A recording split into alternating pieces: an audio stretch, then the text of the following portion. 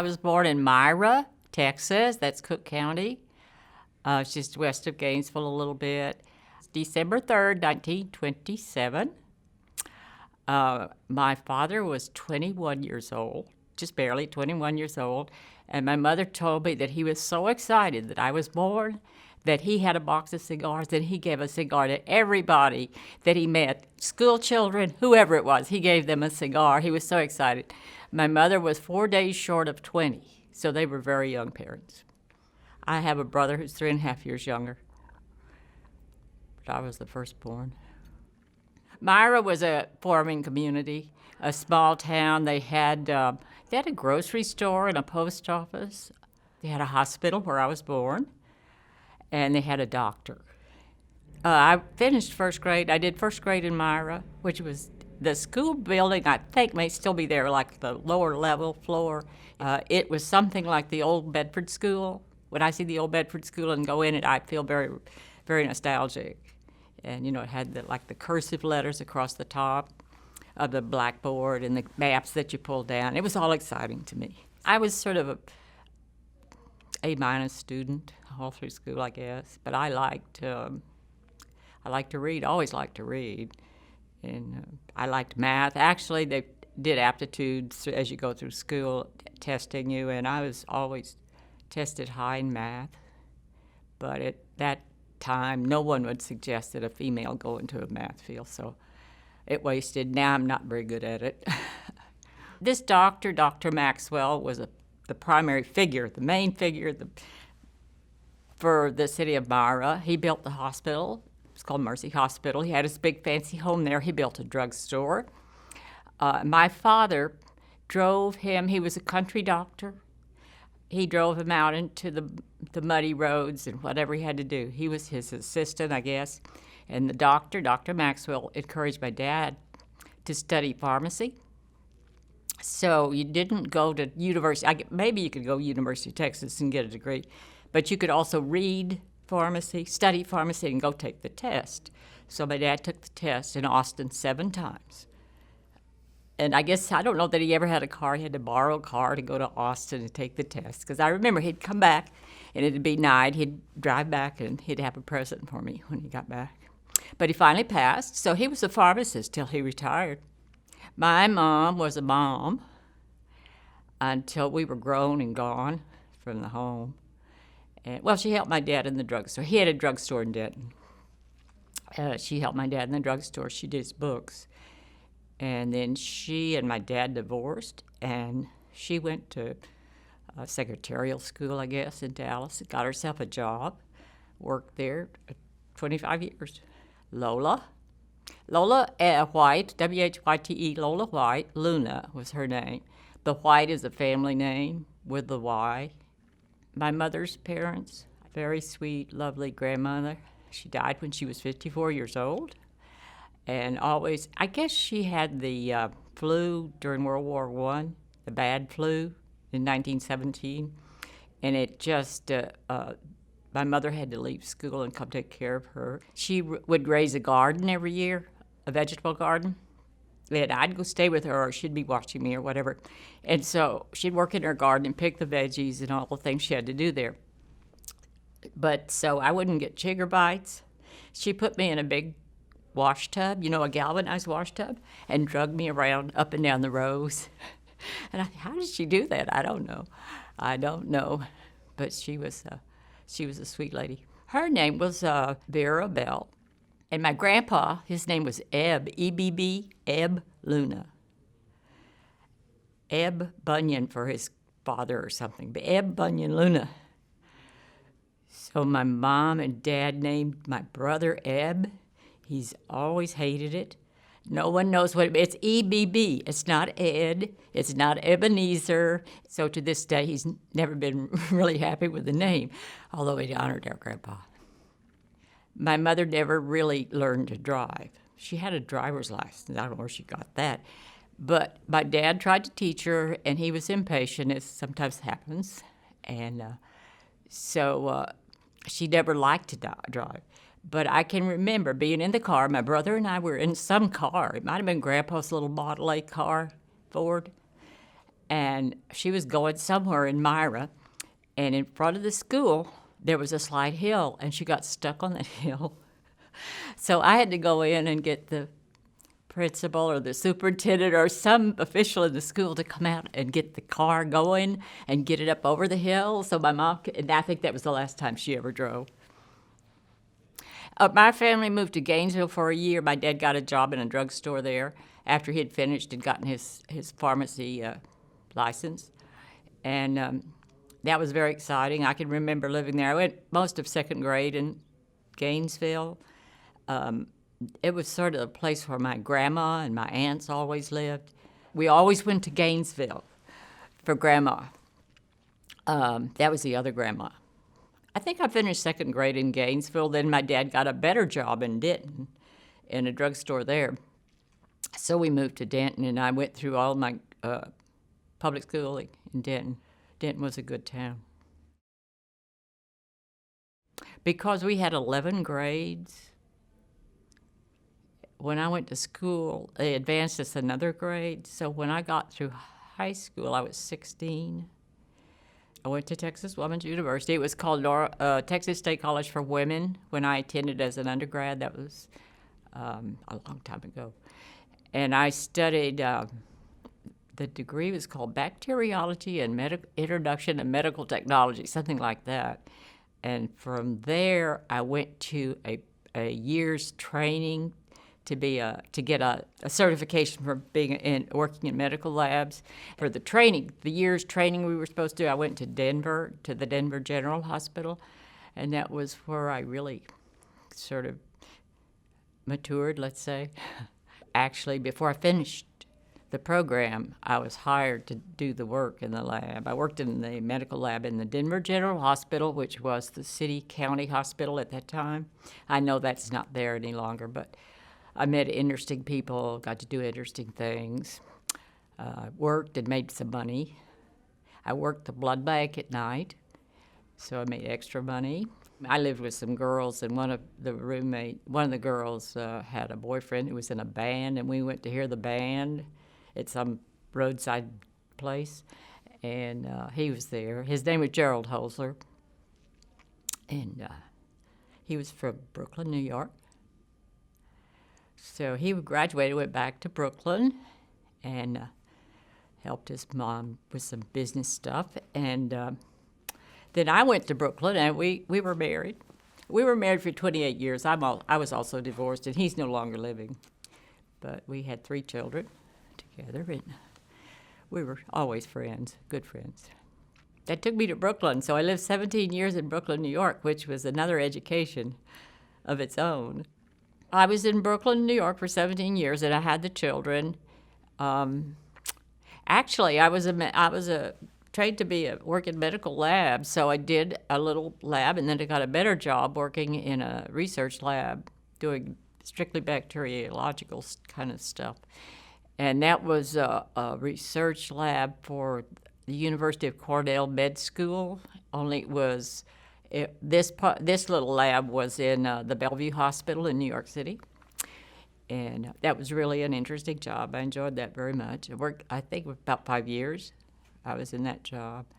So after about 5 years, we decided to have a family. So I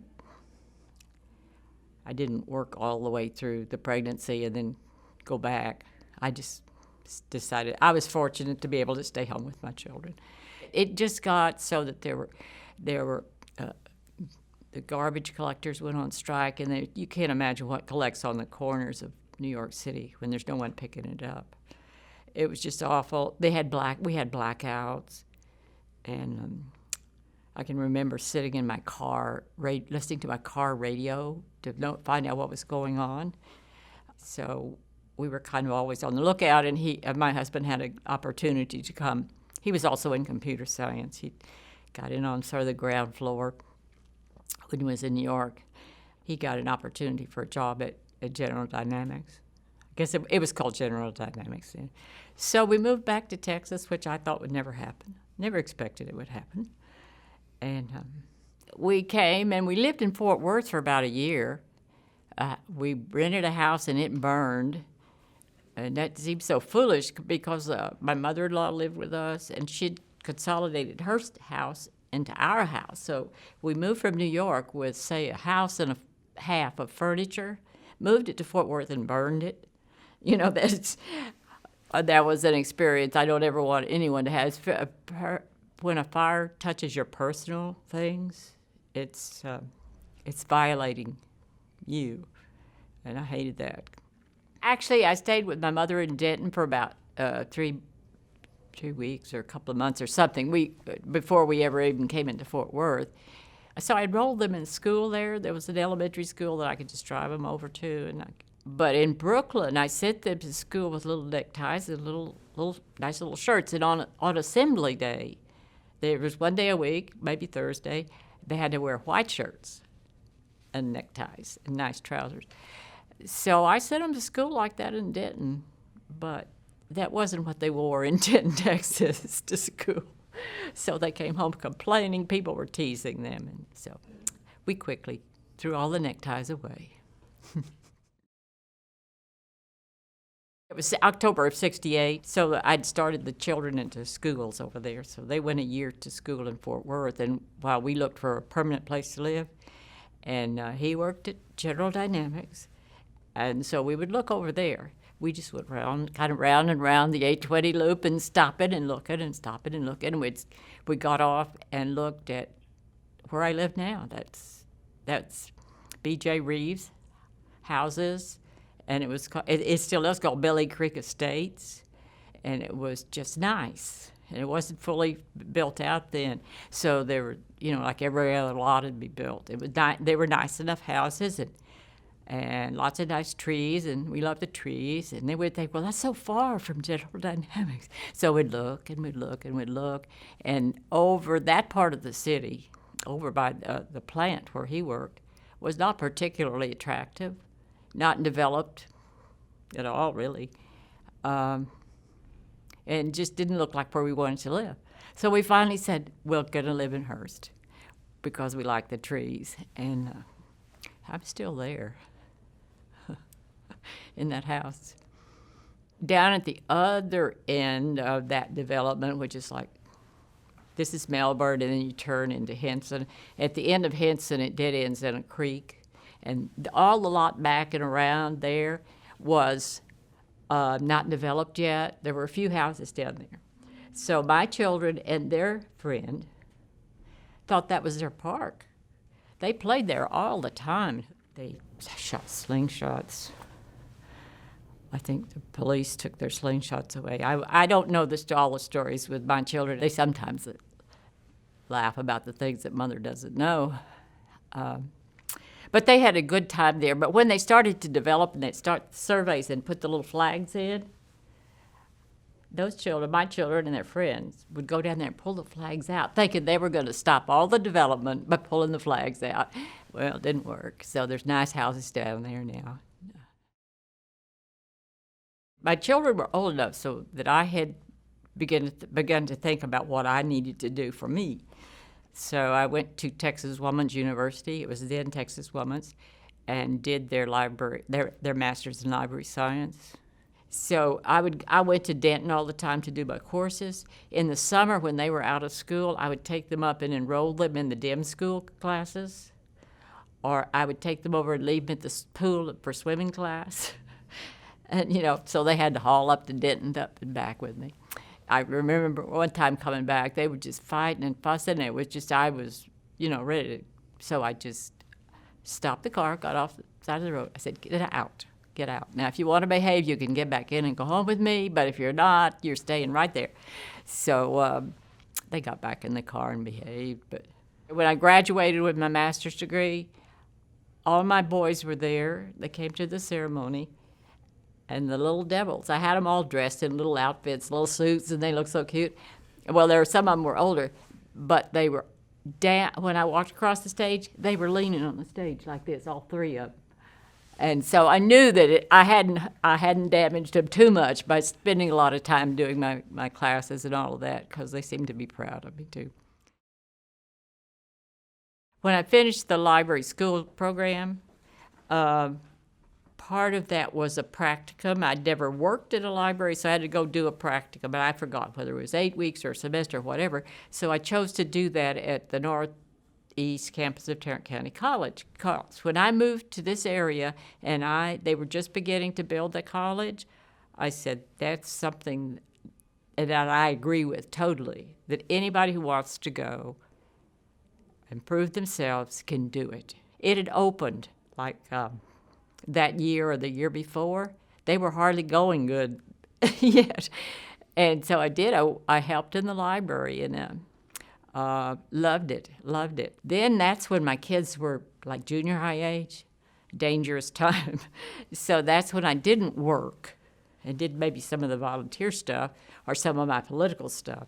Then after about the time we were divorced, I knew I had to go to work.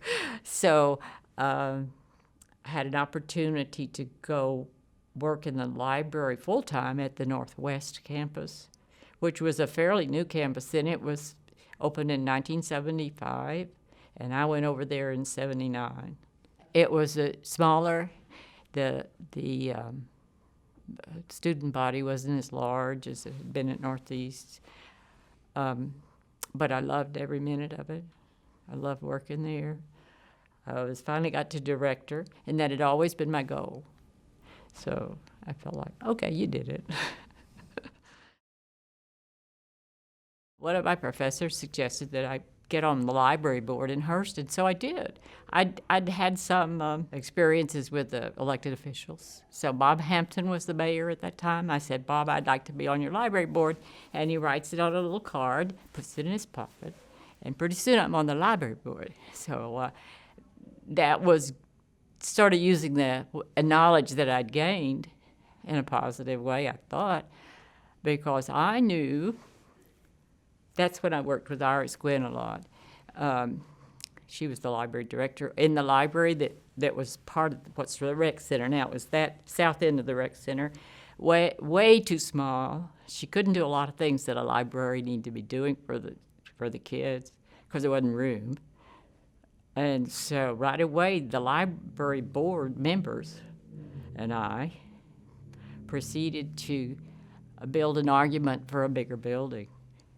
And I mean, I'm surprised that we just went ahead and did all that and got a consultant and the whole mess and went looking at property, went looking at libraries and built a report that probably I still have if I went looking for it, a written report, and then we presented it to the city council. And we got one of the male library board members who was good at that to do it. And it wasn't right away that happened, but wasn't too long till they needed bonds for some other projects in the city. So that was one of the bonds. And I can remember sitting at my kitchen table and write. We had a little homemade brochure, and also I wrote a letter and sent it to about 30 people. Their library bond passed by 30 votes. And I always thought, well, I don't know if those were the ones I wrote, but I felt like maybe I did some good there. So the bond passed, and then it was still, I think, maybe some economic issues developed. So it was a couple of years before they ever went with the bond election. I feel very proud of the part that the library board played in getting it surfaced, the real need, because we did a good, thorough job, of getting the facts together, and that it was the library board that was just really into it. When we first came to Hearst, and they were trying to build that drive-in movie over there, and I got into the homeowners association, I got to know people, I got to know political people, elected officials, that sort of thing. And so I'm sort of a political person anyway, so that was really interesting to me. I worked in some of their campaigns. I made my kids do it. I can still see that little boy in the Bel Air shopping center handing out political cards. There was also another zoning case that would have brought apartments of the quality of the bad apartments in Hearst up to my back fence. And surely I wouldn't be living here if that had happened. So that didn't happen. The homeowners association and I was a member of that. I think was the treasurer. And it lasted for quite a while, and we'd follow the issues. And anyway, I got interested in planning and zoning. And so I wanted to be on that. So again, I told them I wanted to be on your planning and zoning. And I did get to be on the planning and zoning for an expired term, and then off for a while, and then got back on for 12 years. And that was a real learning experience. I love doing that. I still like doing that. When I go wandering around other cities and other places in other countries, I look at how they do things. And probably no one knows I ever did that, but I still do it. I think, well, what are they doing that we could do that would be nice and good? I think the city of Hearst, the planning and zoning boards that I was on was always was congenial. Disagreed, that's fine, and they were active years. We all didn't always, but we often had a room full of people to let us know what they thought.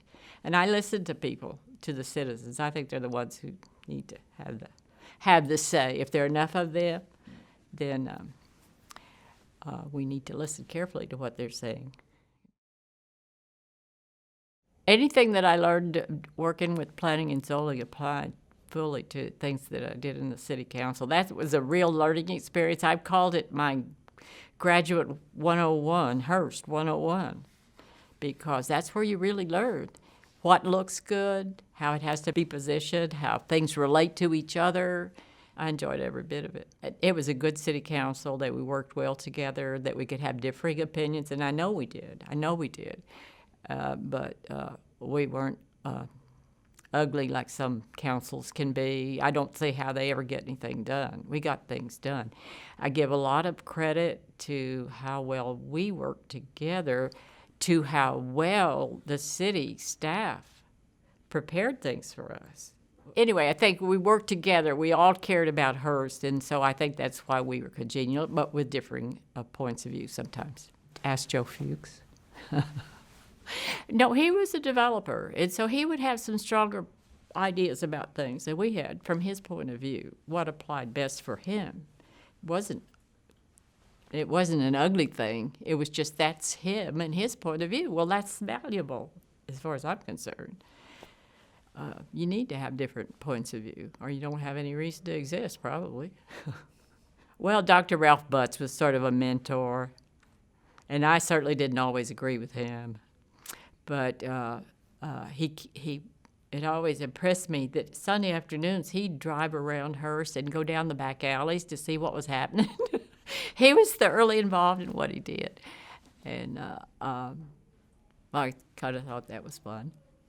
Charles Swearingen had a long tenure, also longer than I probably. He was a park board person and chair of the park board. And then on the council, and he just do a lot of things. If he didn't know, he'd go find out. He had a slide rule in his pocket. That's how he made his calculations. The senior center is very special. I think this is a wonderful thing that we did here. And to know that it was an old building that was chopped off of it, and then you would never know. I remember that store, the Wells Boot store. As far as the transforming Hearst, I fell right into that. I loved that. I thought that was a great thing to be doing, and it's really mostly materialized, except I'm anxious to see Highway 10 revive, and I think it's done a little bit of reviving, and it's a great road. I use it a lot. A lot of people complained about the conference center. What do you need that for? Well, I think that was wonderful. It's used and people love it, and that they did it in a quality way makes it special to me. They've always loved our library. You know why I like the library? When I go in there, the people in there who are using the library, it's such a diverse group. It really reaches a diverse population where this might not, or the rec center might not. Other cities have a lot of public art, and I thought it's time for us to have some of that too. And so every time I go to the library, I stop and talk to the statue there of the woman reading the book. We had one piece did, it was called Icarus. It wasn't much of a sculpture. It was kind of a wire something with some kind of cover. And it was very nice. I'm probably the only person who really liked Icarus. I do think public art adds as much to your environment as a pretty garden. It falls in the same category in my mind. Your landscape, the art sort of serves a different purpose, but it's part of making the whole city special and beautiful and distinctive. So I'd like to see some more. That was the hardest decision we ever had to make, or that I ever had to make. Took a lot of thought. I still think about it often. I don't think so much about the mall. It was the right thing to do for the city, and that's how I had to make decisions, any kind of decision. Is it good for everybody? Will it be something that everybody gets value from, not just that person who wants us to do whatever? So I had to make a hard decision about the mall, and I did. And I'd still do the same decision, but it doesn't not stay in my mind that there were some people were unhappy. I think most people have gone on, moved on, have new lives. Hearst has always been as long as I've been involved, it's been well managed, fiscally sound, good financials. And I think it all goes back to planning before you do. So many places just jump in and do this, and then they do that.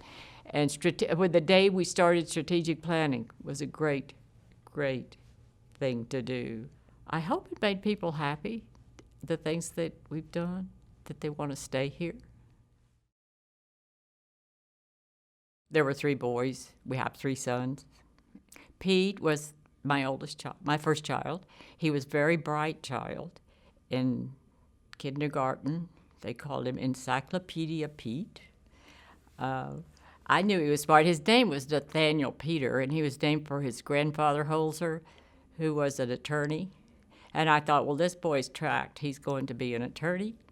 Well, he is, but it took him a lot of years to get there, floundering around and doing other things, like playing in bands. He played drums. He still plays drums. The second boy is John. We call him Carl. His name was John Carl. He was also bright. My children are exceedingly bright children. Got it from their dad, I think. They all graduated from L.D. Bell High School. His father had to go and pound on the desk and get him into the auto mechanics program because he was tracked to academics.